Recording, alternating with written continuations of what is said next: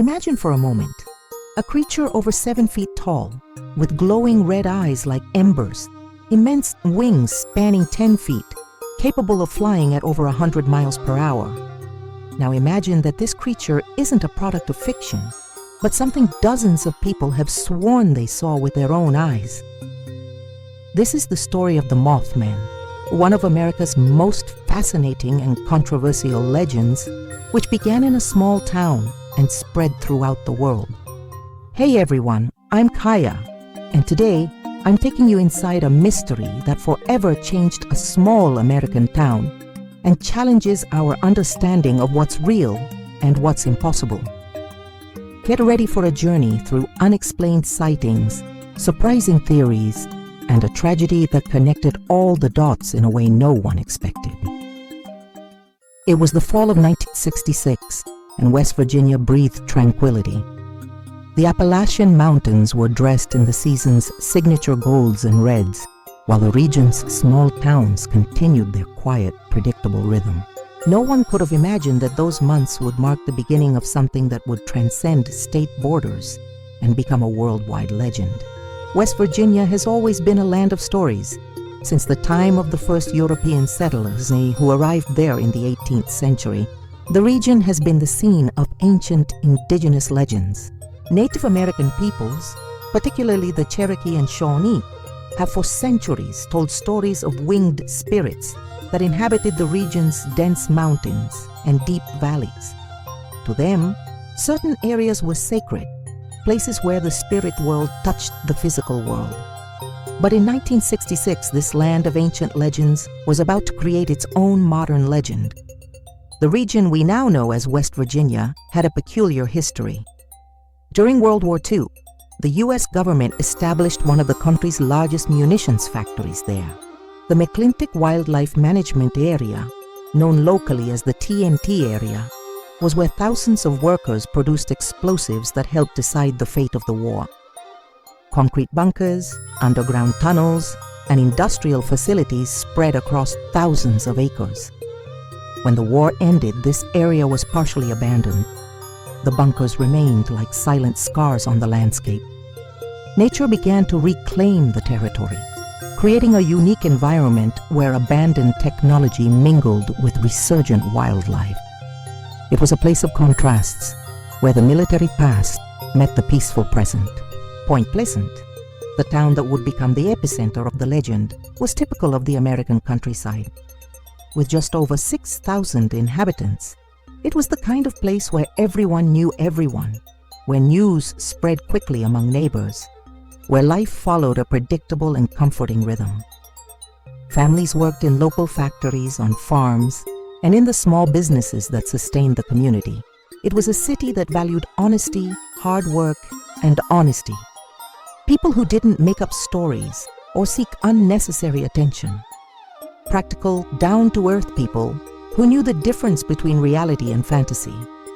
And that was exactly the profile of the people who, in November 1966, began reporting impossible sightings. It all started subtly. Small comments between neighbors, silent glances exchanged, a feeling that something had changed in the air they breathed. Some rural residents noticed their pets acting strangely, dogs barking all night, directing their barks toward the dark sky. Cats refusing to leave their homes after sunset. Birds abandoning their nests without apparent explanation.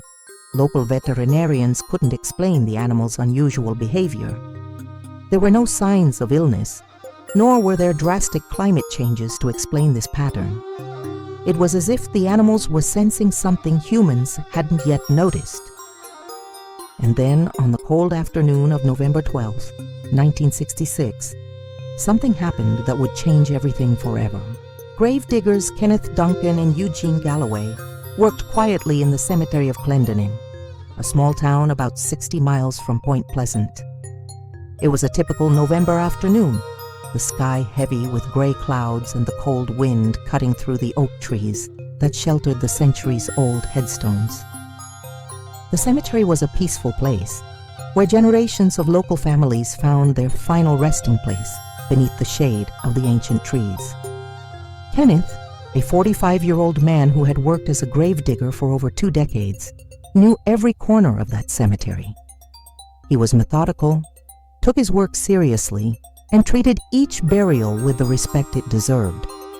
Eugene, younger, had learned the trade from Kenneth and shared his dedication and seriousness. That afternoon, they were preparing a new grave when something extraordinary happened. A huge shadow passed overhead, momentarily blocking the gray light of day. They both looked up simultaneously, expecting to see perhaps an eagle or a large hawk. But what they saw left them completely paralyzed. A dark figure flew low over the cemetery. It was no ordinary bird. The creature was vaguely humanoid in shape, but with immense wings that spread in a way that defied all logic. The flight was smooth, almost silent, as if the creature glided through the air effortlessly. For a few eternal seconds, it remained visible against the cloudy sky before disappearing into the trees of the nearby forest. Kenneth and Eugene stared at each other in utter silence. They had both seen the same thing, but neither knew how to process what they had just witnessed. Kenneth, for all his experience and pragmatism, couldn't find the words to describe the creature. Eugene, younger and more impressionable, felt his hands tremble as he held the shovel. For the next few minutes, they tried to continue their work, but it was impossible to concentrate. The image of the creature was etched into their retinas, and every sound in the forest made them look up again. Finally, Kenneth broke the silence. "Did you see what I saw?" he asked, his voice lower than usual. "I saw it," Eugene replied, glancing nervously at the trees. "But I don't know what the hell it was." They decided to finish their work as quickly as possible and get out of there.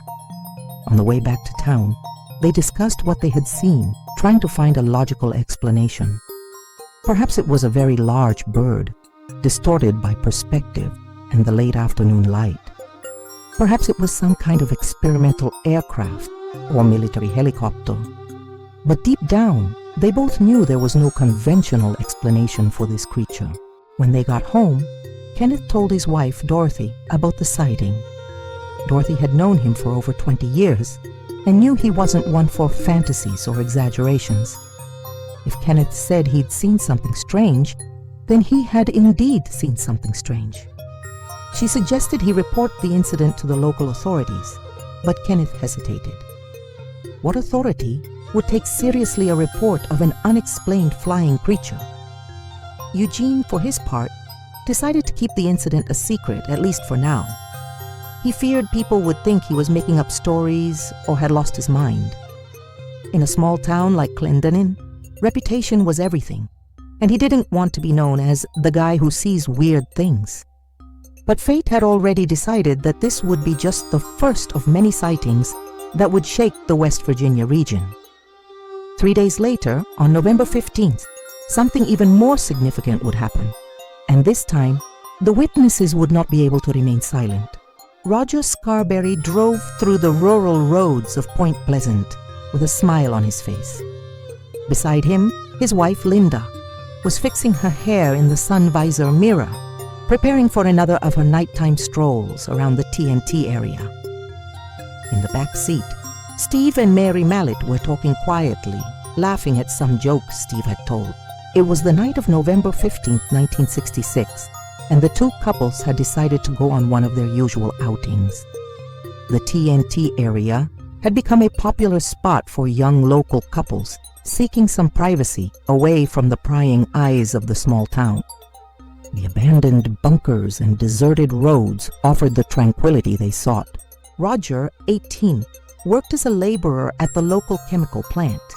He was a responsible, hard-working young man who had married Linda earlier that year. Linda, also 18, worked as a cashier at Kroger and dreamed of having children soon. Steve Mallet, 20, was a mechanic known for his ability to repair any type of vehicle. Mary, his wife, took care of the house and their 2 young children. They were ordinary people, honest workers who led simple, happy lives. None of them had any interest in fame or attention. None of them had ever had paranormal experiences before. They were exactly the kind of people you'd expect to find in any small American town in the 1960s. When they arrived at the TNT area, Roger drove slowly along the dirt roads that wound between the abandoned bunkers.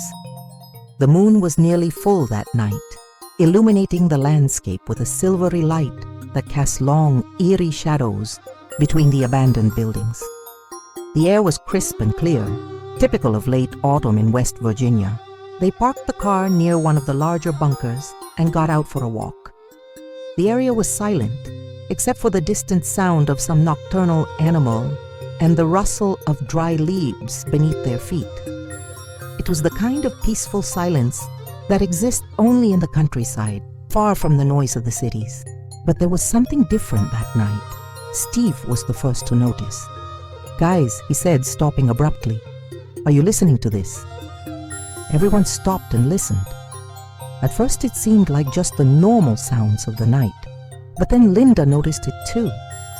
There was something in the air, a low, barely audible sound, like a distant hum. "It looks like an engine," Roger said, looking around. "But I don't see any cars or planes." Mary pointed to the sky. "Look over there." At first it seemed just a larger shadow among the other shadows of the night, but as they looked more closely, they realized the shadow was moving, and it wasn't a random movement. It was directed, intentional. "Oh my God," Linda whispered, grabbing Roger's arm. "It's coming toward us." And indeed it was. The shadow descended toward the group, revealing its true nature as it approached. It wasn't a plane. It wasn't a helicopter. It wasn't anything any of them had seen before. It was a creature. The creature was immense, standing over 2 meters tall, even with its wings partially closed. Its wings stretched at least 3 meters when fully opened, creating an intimidating silhouette against the starry sky. But what was most impressive were its eyes. 2 glowing red orbs the size of dinner plates sat where the creature's head should have been. They weren't just red.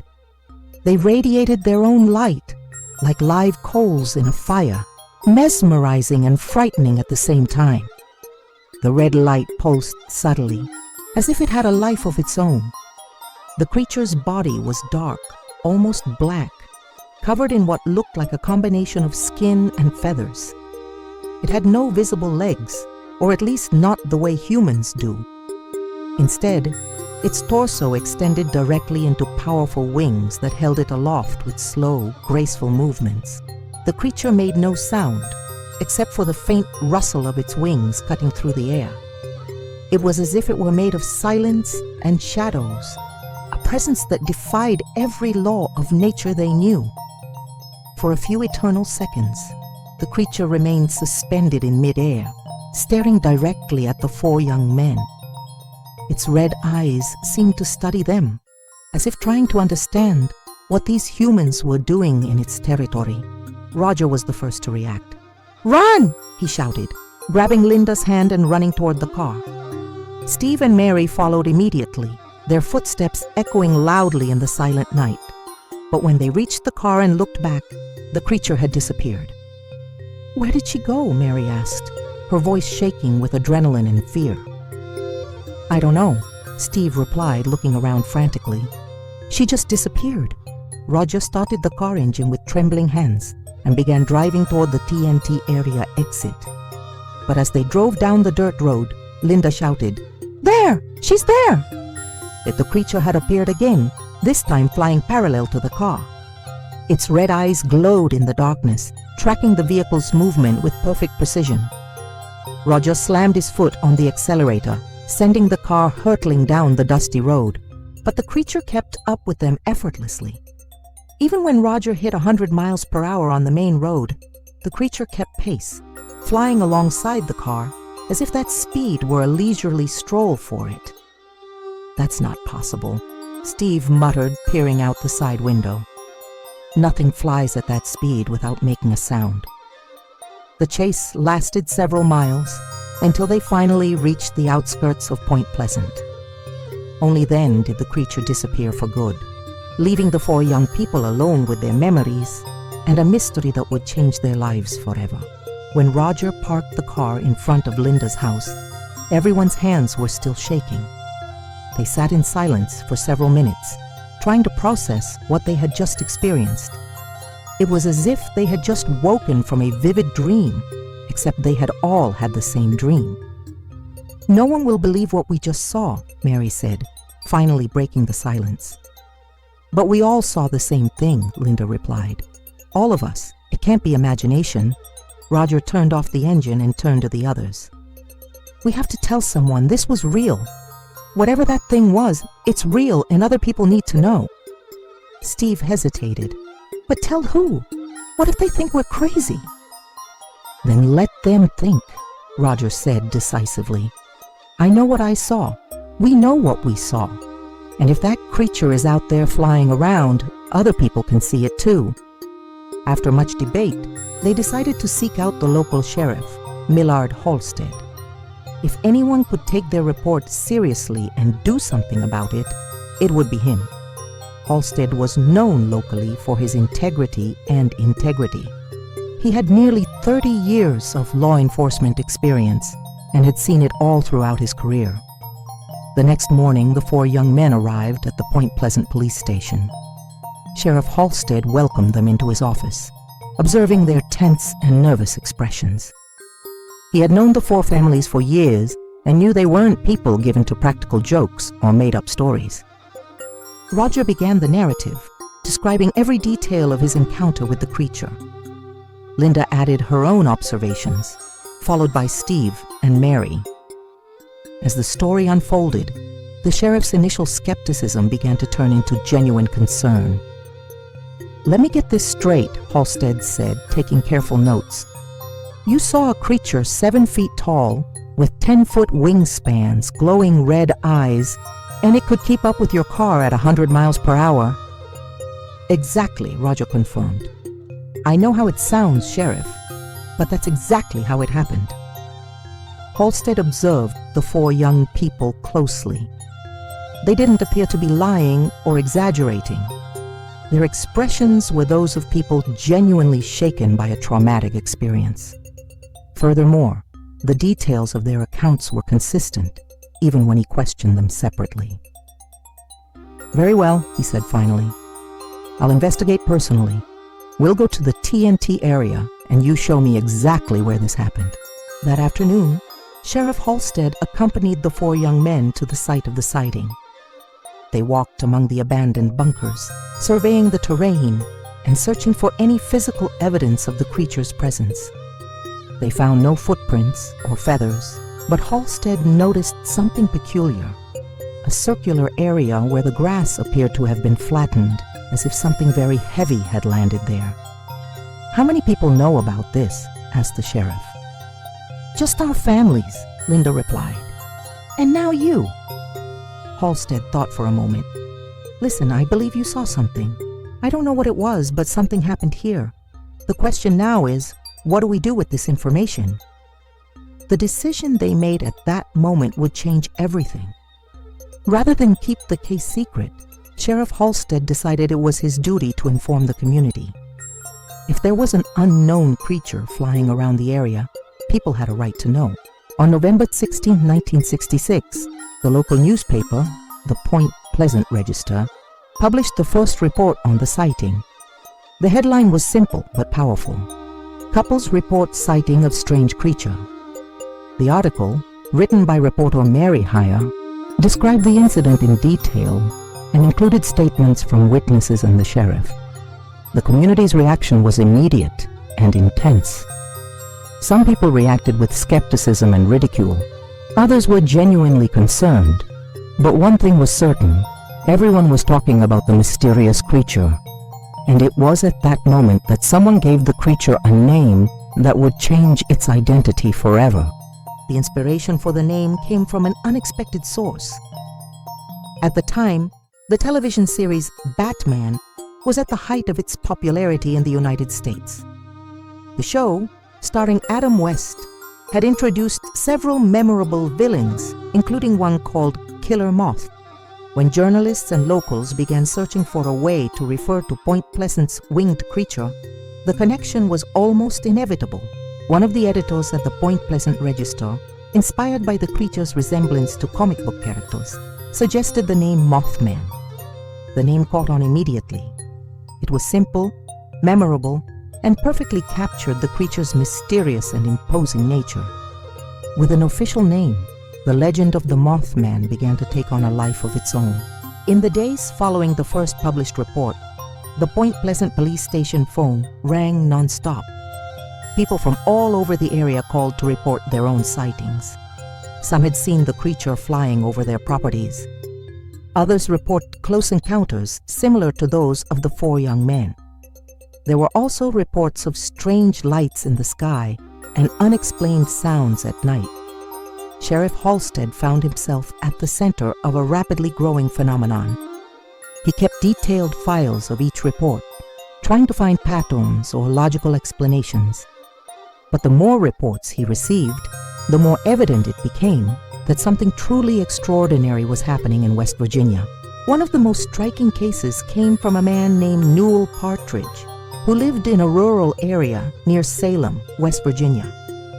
On the evening of November 14th, the day before the couples were sighted, Partridge was watching television when the picture began to show severe interference. Bright lines streaked across the screen, accompanied by a loud, shrill sound that sent his dog, Bandit, running into the yard, barking furiously. Partridge went outside to see what was troubling Bandit and saw 2 glowing red eyes watching them from the darkness near the barn. The eyes were too large to belong to any known animal in the area. When Partridge grabbed a flashlight to investigate further, the eyes disappeared. Bandit, normally a brave and protective dog, continued barking in the direction where the eyes had been, but refused to come any closer. Throughout the night, the dog remained agitated, circling nervously around the yard and frequently glancing up at the sky. The next morning, Bandit was gone. Partridge searched for him for days, but never found his dog again. It wasn't until 2 days later, when he read about the couple's sighting in the newspaper, that he connected the dots and realized he'd had his own encounter with the Mothman. Another telling account came from 2 Point Pleasant firefighters who were driving along Route 62 on the evening of November 16th, when they saw a giant creature flying over the Ohio River. They stopped their truck and watched for several minutes as the creature flew back and forth over the water, its red eyes clearly visible even from a distance. It was the size of a small airplane, one of them told Sheriff Halstead. But it didn't make any noise, and those eyes, I'll never forget those eyes. As reports accumulated, some interesting patterns began to emerge. The creature always appeared at night or twilight. Its red eyes were consistently described by witnesses. It seemed to have a preference for the area near the Ohio River and the abandoned bunkers of the TNT area. And even more curious, its presence always seemed to disrupt electronic equipment and disturb animals. The reports also revealed that the Mothmen didn't seem hostile, just observant. In none of the reported encounters had the creature attacked or even gotten too close to people. It was as if it were studying humans, trying to understand them. But there was something else in the reports that began to worry Sheriff Halstead. Several witnesses reported having strange dreams after their encounters with the Mothman. Dreams about tragedies, accidents, catastrophic events. Some reported visions of bridges collapsing, rushing water, and people screaming. At the time, Halstead didn't pay much attention to these details. They were just nightmares, natural products of the stress caused by a traumatic encounter with something inexplicable. He couldn't have imagined that these dreams would prove prophetic in such a terrible and tragic way. Meanwhile, the Mothman story began to spread beyond West Virginia's borders. Journalists from other states began arriving in Point Pleasant to investigate the reports. Radio and television programs began discussing the phenomenon. Paranormal researchers and ufologists arrived in the region, each with their own theories about the creature's nature. With the arrival of outside researchers, Point Pleasant became the epicenter of a phenomenon that captured the national imagination. Among the investigators who arrived in town, one name would forever stand out in the history of the Mothman: John Keel. John Keel was an established journalist and paranormal researcher, known for his methodological and scientific approach. Unlike many investigators of the time, Keel didn't arrive in Point Pleasant with preconceived theories. He wanted to understand what was really happening, collecting data, interviewing witnesses, and trying to find patterns in the sightings. Keel settled in the town in early 1967 and spent months interviewing hundreds of people. He spoke to farmers who reported mysteriously dead livestock, to families whose homes had been flown over by the creature, and to pilots who reported interference with their instruments when flying over the area. What Keel discovered surprised him. The Mothman sightings were not isolated events, but part of a much larger pattern of anomalous activity in the region. There were reports of UFOs, strange lights in the sky, interference with electronic equipment, and even encounters with bizarre humanoid beings that seemed unrelated to the winged creature. One of the most popular theories among researchers was that the Mothman could be some kind of military experiment that had escaped or been intentionally released.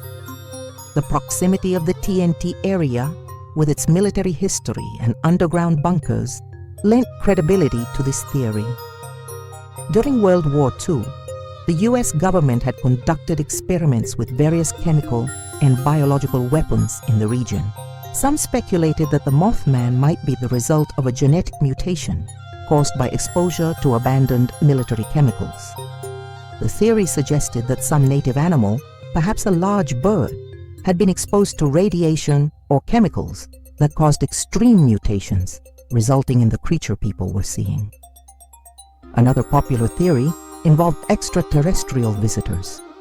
Ufologists argued that the Mothman was a being from another planet, possibly a sort of scout or sentinel, left to observe human activity. This theory gained traction due to the numerous UFO reports in the region during the same period. There were also more mystical and spiritual theories. Some researchers, especially those familiar with local Native American legends, believed the Mothman might be an ancient spirit or an interdimensional entity awakened by human activity in the region. The Cherokee and Shawnee tribes had legends of winged spirits that inhabited the mountains, and some saw the Mothman as a modern manifestation of these ancient beliefs. Dr. Robert Smith, an ornithologist from West Virginia University who was called in to investigate, offered one of the most pragmatic explanations.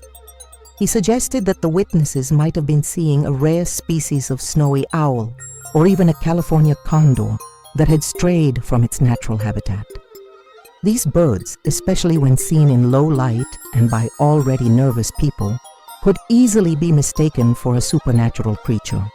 The human brain has a natural tendency to fill in gaps in visual information, Dr. Smith explained in a local interview. When we see something unusual or unexpected, especially in low light conditions, our mind tries to make sense of what we're seeing, often creating details that weren't actually there. But this explanation didn't satisfy many of the witnesses. Roger Scarberry, when confronted with the owl theory, was categorical in his response. "Doctor, I grew up in this area. I know every bird that flies around here. What I saw wasn't an owl, wasn't a bird, wasn't anything that exists in nature. It was something completely different." John Keel, however, developed his own theory. Based on his months of research and the hundreds of interviews he conducted, he began to believe that the Mothman and other strange phenomena in the region were manifestations of what he called ultra-terrestrials, beings or forces that existed beyond our normal understanding of reality, but occasionally interacted with our world. Keel's theory was complex and controversial. He suggested that these entities could manipulate our perception of reality, appearing in different forms to different people, but always in ways that challenged our conventional scientific understanding. For Keel, the Mothman was not necessarily a physical creature. but rather a manifestation of something much deeper and more mysterious. During his investigations, Keel also discovered something disturbing. Many of the witnesses reported not only sightings, but also subsequent paranormal experiences. Strange phone calls in the middle of the night with mechanical or distorted voices. Visits from strange men dressed in black who asked questions about their sightings. Vivid dreams of future disasters. One witness, Mary Haya, the reporter who had covered the initial story for the Point Pleasant Register, began receiving mysterious phone calls after publishing her Mothman stories. The voice on the other end spoke in a strange, robotic tone, asking specific questions about details she hadn't published. The calls always arrived in the early hours of the morning and always ended abruptly when she tried to ask her own questions. These additional events led some researchers to question whether the Mothman phenomenon was more complex than simply a mysterious creature flying through the region. There seemed to be a web of strange, interconnected activity that defied any simple explanation. As the winter of 1966 deepened and gave way to the early months of 1967, the Mothman sightings began to change. The creature, which initially seemed to merely observe and fly around the region, began appearing in more specific locations and in ways that seemed more intentional. One of the most disturbing sightings occurred in January 1967, when a farming family reported seeing the Mothman perched on the roof of their home for 3 consecutive nights.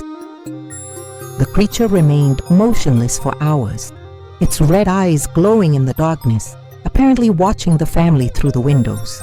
It was like he was studying us, the homeowner told Sheriff Halstead. My kids couldn't sleep. Every night he was there, just watching. Even more worrying, the family reported that during those 3 nights, they all had the same nightmares. Dreams about rushing water, collapsing metal structures, and people screaming for help.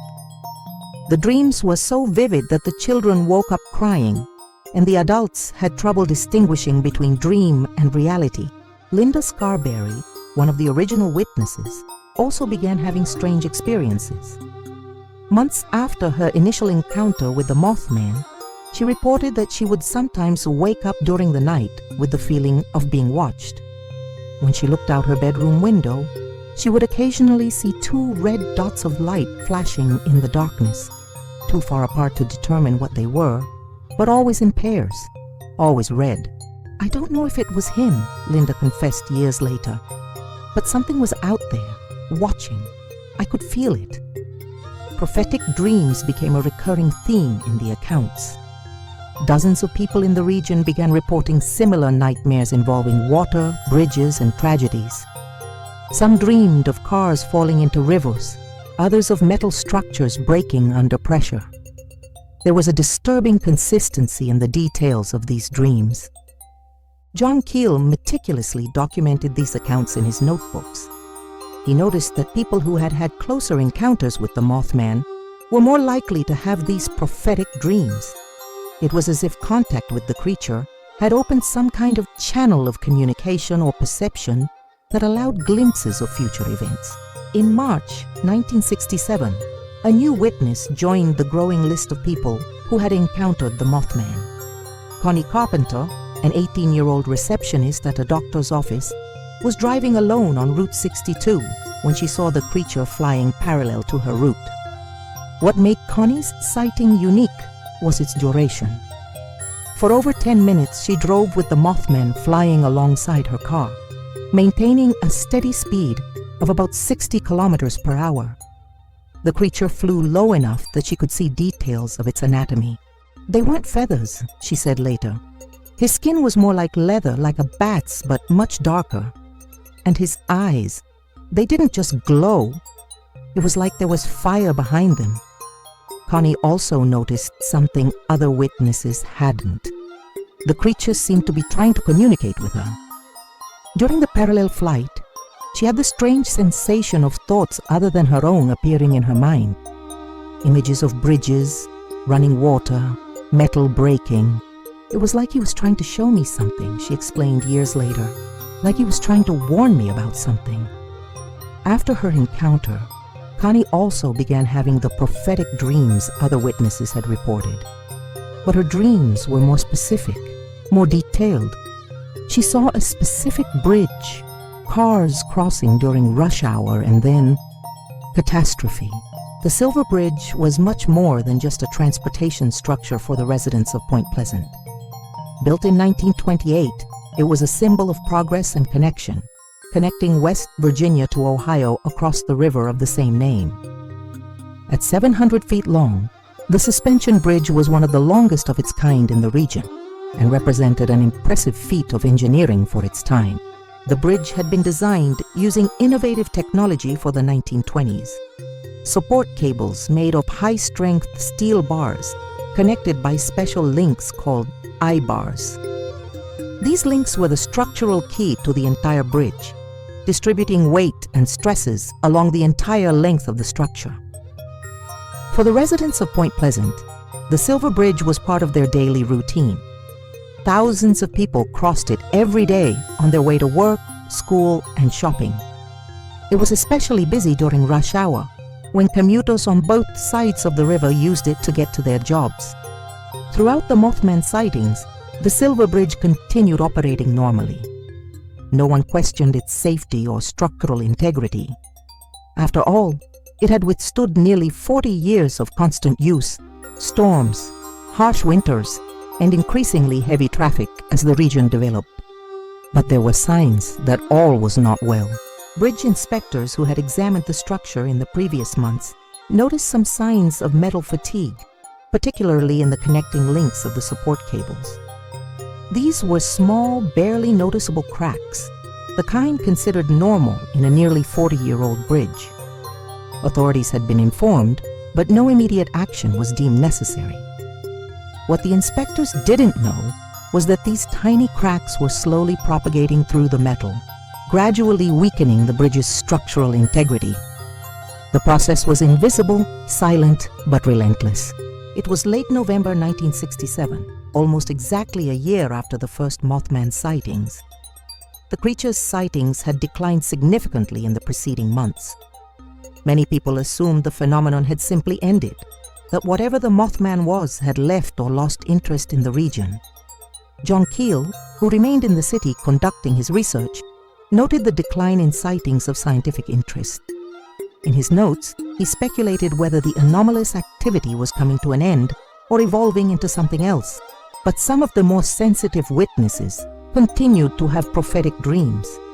Connie Carpenter, in particular, reported that her nightmares about the bridge had become more frequent and more vivid in the weeks leading up to Christmas 1967.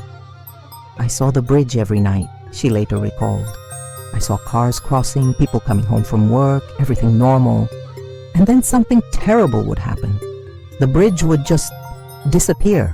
Linda Scarberry also reported disturbing dreams during this period. "I dreamed of water, lots of water, and people screaming. I woke up with the feeling that something terrible was about to happen, but I didn't know what." Mary Mellitt, another of the original witnesses, had an even more specific experience. In a dream she had 3 nights before Christmas, she clearly saw the Silver Bridge during the late afternoon rush hour. In the dream, she was watching cars crossing, when suddenly she heard a sound like metal being ripped. The bridge began to sway, the cable snapped, and it collapsed into the icy river, taking dozens of cars and their families with it. Mary woke from that dream in absolute panic. It was so real, so vivid, that she considered calling the authorities to report her vision. But how could she explain that she had dreamed of a tragedy? How could she convince someone that a nightmare could be a premonition? She decided not to make the connection. It was just a dream after all. There was no logical basis for believing it was anything more. 3 days later, on December 15, 1967, it was a cold but clear afternoon in Point Pleasant. Christmas was approaching, and people were doing their last-minute shopping, visiting family, and preparing for the festivities. Traffic on the Silver Bridge was particularly heavy at that peak hour. It was approximately 5 p.m. when the unthinkable happened. It was a typical December Thursday, with the chilly air biting the faces of people rushing to complete their pre-Christmas tasks. Traffic on the Silver Bridge flowed normally that late afternoon of December 15, 1967. Cars, trucks, and buses crossed the 700-foot-long structure, carrying workers home, families out for Christmas shopping, and people visiting relatives across the river. At 5:04 p.m., Charlene Wood was driving her 1965 Chevrolet Impala toward Ohio, returning from work in Point Pleasant. Behind her, a line of vehicles slid through heavy rush-hour traffic. Ahead of her, more cars inched across the bridge. It was a completely common scene, repeated hundreds of times every day. At that precise moment, deep within the bridge's metal structure, something that had been slowly unfolding for months finally reached its critical point. One of the main links in the support cables, weakened by decades of tension and metal fatigue, developed a critical crack. The sound came first. A loud metallic snap, like a steel cable snapping under extreme tension. Charlene heard the sound and instinctively looked around, trying to identify its source. Other drivers also noticed the strange noise. Then the bridge began to sway. The movement was subtle at first, just a slight wobble that made some drivers think a heavy truck might have passed. But the movement didn't stop. Instead, it quickly intensified, turning into a violent wobble that sent cars sliding from one side of the road to the other. Within seconds, it became clear that something catastrophic was happening. The support cables, having lost one of their key links, could no longer adequately distribute the weight of the bridge and traffic.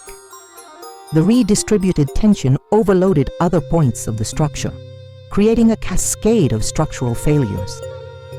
The center of the bridge began to tilt. Charlene felt her car begin to slide toward the lower side of the increasing slope. Through the windshield, she saw other vehicles doing the same, like toys on a tilting table.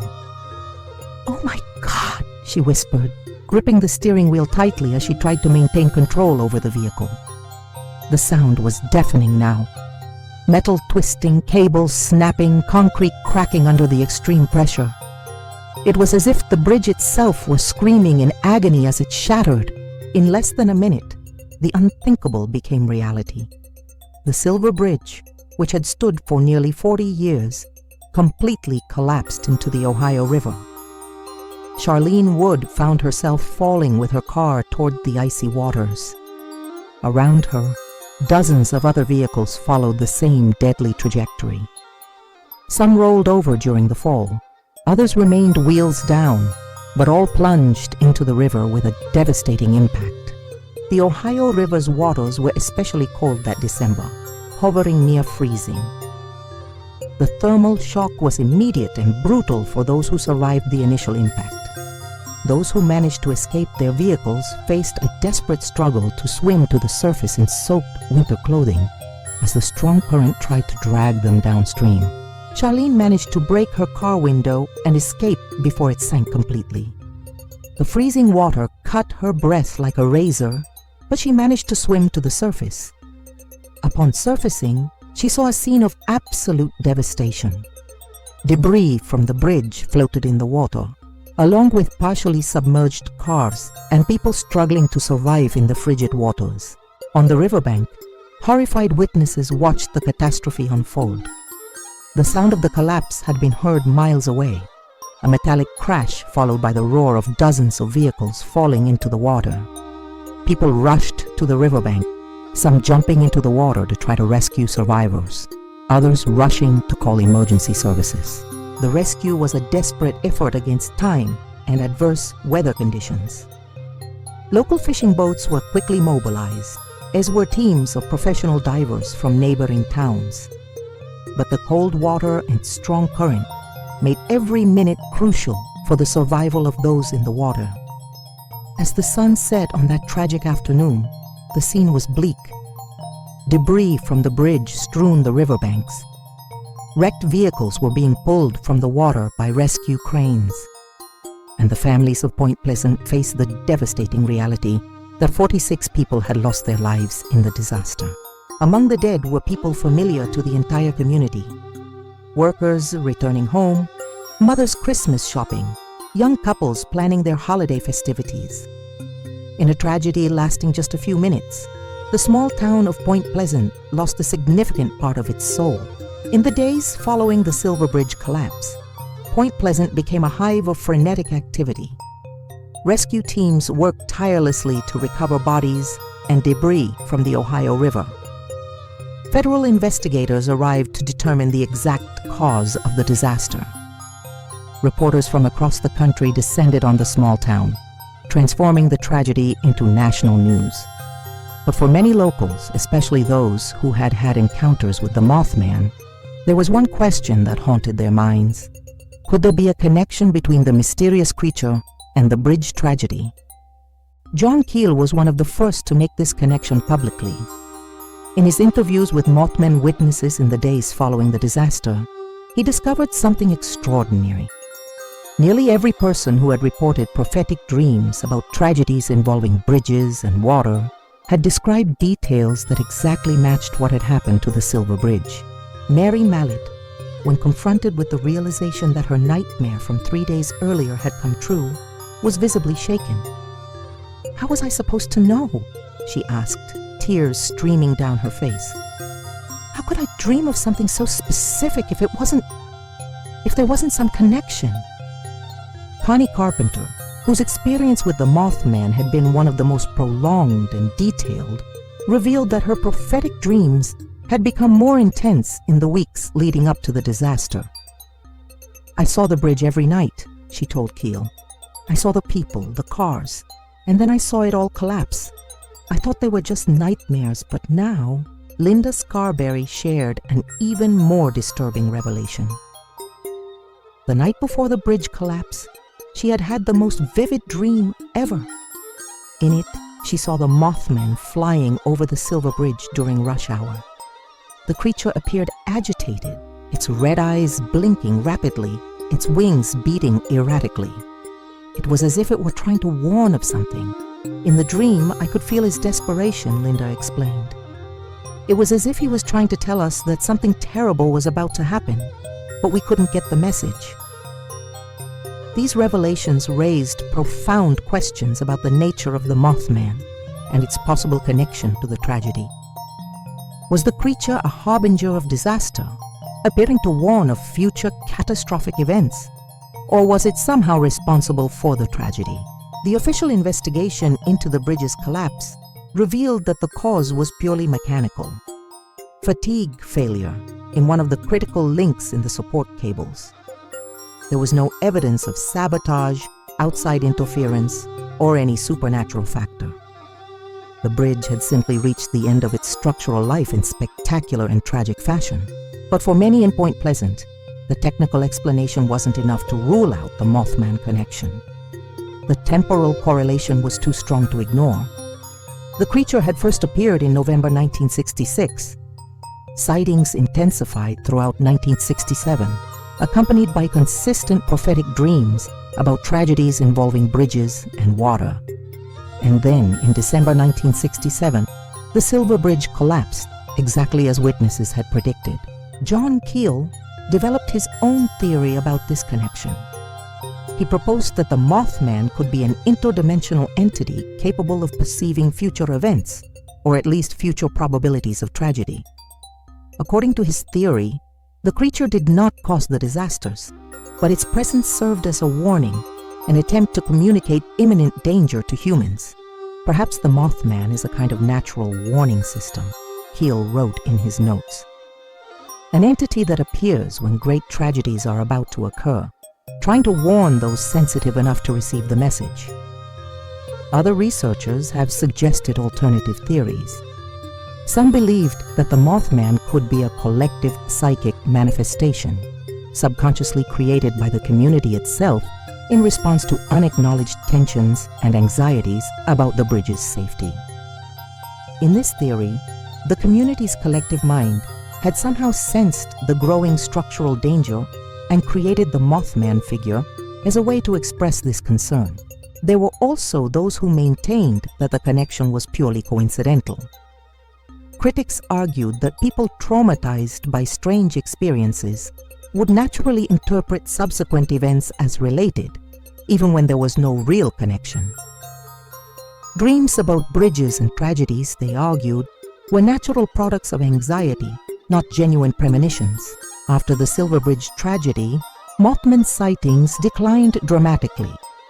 It was as if the creature, having served its purpose, had decided to leave or return to wherever it had come from. Occasionally, someone would report seeing glowing red eyes in the darkness or a winged shadow flying over the river. But these sightings were rare and less convincing than those of the 1966-1967 period. John Keel remained in Point Pleasant for several more months after the disaster, collecting final accounts and trying to understand the full phenomenon he had witnessed. In 1975, he published The Mothman Prophecies, a book that would become the definitive source on the legend and established the Mothman as one of the most famous creatures in modern American folklore. Keel's book not only documented the sightings and their connection to the bridge tragedy, but also explored broader theories about the nature of reality and our limited understanding of the phenomena around us. He suggested that events like those at Point Pleasant reveal that our world is far more mysterious and complex than we typically recognize. Over the decades, the story of the Mothman has spread far beyond West Virginia's borders. The legend has inspired films, books, documentaries, and countless theories. Point Pleasant has embraced its connection to the creature, establishing an annual Mothman festival and erecting a statue in its honor. But perhaps the most fascinating aspect of the Mothman's legacy is how the story has continued to evolve over time. Modern researchers have brought new perspectives and theories to explain the events of 1966-1967. A modern theory suggests that the Mothman may have been a real animal species, possibly a type of prehistoric bird that had survived in small numbers in the remote Appalachian Mountains. According to this theory, environmental changes or human disturbances could have forced these creatures from their hidden habitats, resulting in the reported sightings. Cryptozoologists, scientists who study undiscovered animals, propose that the Mothman could be a distant relative of pterosaurs, prehistoric flying reptiles that supposedly became extinct millions of years ago. While this theory is highly speculative, it offers a potential biological explanation for a creature with the characteristics described by witnesses. Modern psychologists have studied the Mothman phenomenon as an example of mass hysteria or social contagion. According to this perspective, the initial genuine sightings, which could have been misidentified conventional animals, created a psychological expectation in the community that led to more reports, each amplifying and embellishing the details until the legend as we know it was created. Atmospheric researchers have suggested that some of the lights and apparitions could have been caused by rare natural phenomena, such as atmospheric electrical discharges or light reflections caused by unusual weather conditions. The Point Pleasant area, being a region of valleys and rivers, could have been particularly susceptible to these types of optical phenomena. One of the most intriguing theories comes from theoretical physicists who speculate that certain geological or electromagnetic conditions in the region could have created temporal or dimensional windows that allowed glimpses of alternate realities or possible futures. While highly speculative, this theory would attempt to explain both the sightings of the creature and the prophetic dreams reported by witnesses. Modern technologists have also offered their perspectives. Some suggest the sightings could have been of top-secret military prototypes being tested in the region. The proximity to historic military installations and the remote nature of the area would make West Virginia a logical location for testing advanced flight technologies. What makes the Mothman story even more fascinating is that Point Pleasant wasn't the only place where similar creatures were reported. Over the decades, sightings of winged humanoid entities with glowing red eyes have been reported in various parts of the world, each with their own unique circumstances, but sharing surprisingly consistent elements. In the United Kingdom, a creature known as the omen was sighted in Cornwall during the 1970s. Witnesses described a being with characteristics very similar to the Mothman: humanoid stature, large wings, glowing eyes, and the ability to fly silently. The British sightings occurred primarily around Monon Church, an area with a rich history of paranormal phenomena. In Russia, reports of a creature called the flying chupacabra emerged from regions of Siberia in the late 1990s. Although the name suggests a connection to the famous Latin American chupacabra, the descriptions more closely match the American Mothman, a winged figure with red eyes that appears before tragic events. Mexico has reported its own versions of the creature, particularly in the region near the Popocatépetl volcano. There the entity is known as El Hombre Bujo, the Owl Man, and is considered by locals to be an omen of volcanic activity or earthquakes. Perhaps the best documented international case occurred in Chile during the 2000s. A series of sightings of a winged creature were reported in the region near Calama, a mining area in the Atacama Desert. Witnesses described an entity nearly identical to the Mothman, and interestingly, the sightings preceded a major earthquake that struck the region a few months later. Japan has its own legends of ominous winged creatures, some dating back centuries. During the 2011 tsunami, several people reported seeing dark winged figures flying over coastal areas in the hours leading up to the disaster. While these reports were largely ignored by the media at the time, they follow the pattern set by the Point Pleasant Mothman. Australia has reported sightings of a similar creature in the outback, particularly in the Northern Territory. Local Aborigines have ancient legends about winged spirits that appear before major changes or natural disasters, and some of the modern sightings appear to match these traditional descriptions. These international sightings raise fascinating questions about the universal nature of the Mothman phenomenon. Could the same entity or type of entity appear in different parts of the world? Or is the Mothman a universal psychological archetype, a way our collective mind processes anxieties about impending disasters? Anthropologists who have studied these accounts note that virtually all human cultures have some tradition of winged beings serving as messengers or omens. From the angels of Judeo-Christian traditions, to the winged spirits of Native American cultures, to the flying jinn of Arabic folklore, the image of winged entities connected to supernatural events seems to be a universal theme in human experience.